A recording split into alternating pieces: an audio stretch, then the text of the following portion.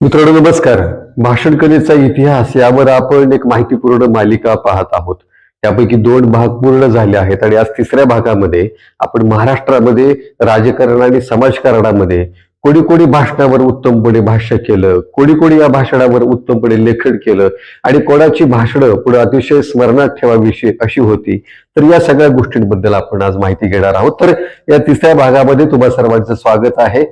आपण मागे ज्या पद्धतीने इतिहास पाहिला आणि त्या इतिहासाला पुढे आपण घेऊन जात असताना किंवा इतिहासाचे पुढचे टप्पे पाहत असताना तसे महत्वाच्या काही गोष्टी आपल्याला लक्षात ठेवाव्या लागतील की हिंदीतली भाषणं, इंग्रजीतली भाषणं, मराठीतली भाषणं या सगळ्या भाषणाची परंपरा ती खोलवर रुजलेली होती आणि जयप्रकाश नारायण यांची हिंदीतली भाषणं म्हणून गाजत राहिली.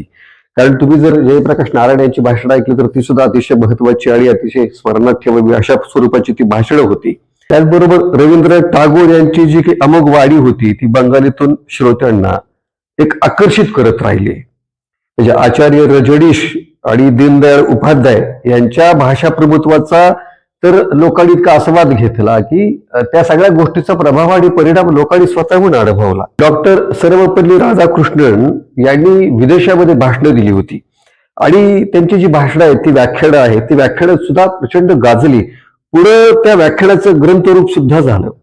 म्हणजे वि. स. खांडेकरांचं 3 संमेलने, 6 भाषणे व अभिषेक ही जी ग्रंथ आहेत ना, ही ग्रंथ खरं भाषणासंबंधीचे ग्रंथ आहेत आणि ही ग्रंथ वाचकांनी निश्चितपणेच वाचली पाहिजेत. अशा स्वरूपाची सखोल माहिती देणारी भाषा प्रभुत्व आणि शब्दशक्ती या सगळ्या गोष्टीची उदाहरणं या वि. स. खांडेकर यांच्या 3 ग्रंथामध्ये तुम्हाला खरं पाहायला मिळतील आणि तुम्ही ती पाहायला काहीच हरकत नाही. प्रबोधनकार केशव सीताराम ठाकरे यांनी वक्तृत्व कला आणि साधना नावाचे पुस्तक लिहिलं होतं.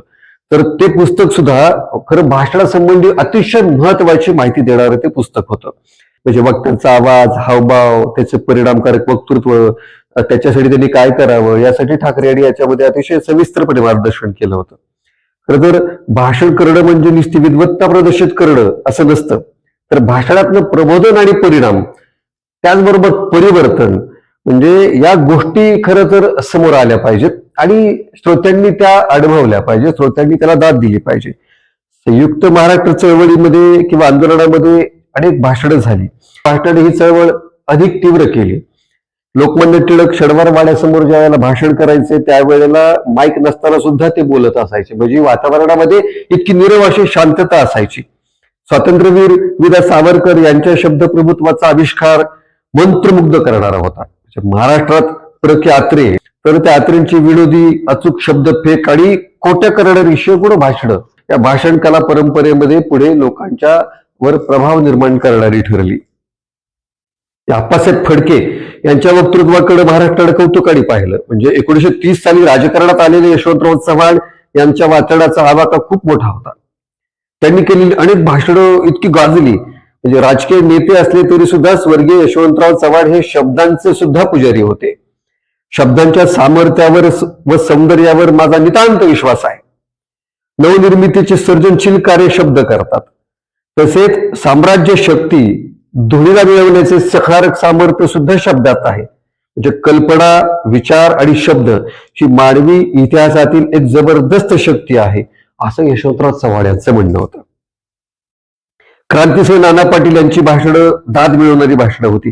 ऐतिहासिक विषयाबरोबरच इसाप नीतीच्या कथांवर अभ्यासपूर्ण मांडणी करणारे ज्ञानऋषी, विद्वऋषी आणि वाग्विलासी नरहर कुरुंदकर यांचं वक्तृत्व म्हणजे संदर्भाची खाणच समजली जायची. प्राचार्य शिवाजीराव भोसले तसेच राजकारण म्हणून नव्हे तर ताकदीचे वक्ते म्हणून ज्यांच्याकडे पाहता येईल ते स्वर्गीय शिवसेना प्रमुख बाळासाहेब ठाकरे, माजी मुख्यमंत्री विलासराव देशमुख, प्रमोद महाजन, गोपीनाथ मुंडे, माजी गृहमंत्री R. R. पाटील, प्राध्यापक लक्ष्मणराव ढोबळे. म्हणजे ही जी भाषण परंपरेतल्या व्यक्ती आहेत ना त्यांची भाषणं म्हणजे यांच्या वक्तृत्वानं लोकांना खिळवून ठेवलं होतं. प्रबोधनाचं माध्यम म्हणून या सगळ्या वक्त्यांच्याकडे बघावं लागेल किंवा त्यांच्या भाषणाकडे बघावं लागेल. म्हणजे आजच्या पिढीला प्रबोधनात्मक, प्रेरणादायक, मनोरंजक तसेच एखाद्या विषयाची खोलवर माहिती पुरवणारं भाषण, व्याख्यान हे माध्यम खरं तर अतिशय महत्वाचं आहे. वक्तृत्व परंपरेतील जुन्या जाणत्यांना, भाषण कला इतिहासातील पुढच्या टप्प्यातील या व्यक्तींना तुम्हाला लक्षात ठेवावं लागेल भारतातल्या महाराष्ट्रातल्या वक्तृत्व आणि भाषण कला परंपरेकडे पाहिलं की एक खंत सुद्धा वाटते. खरं तर मानवी जीवनाशी, मानवी स्वभावाशी आणि त्याचबरोबर मानवी जगण्याशी म्हणजे अनेक पातळींवर, अनेक स्तरावर हे भाषण जोडलं गेलंय.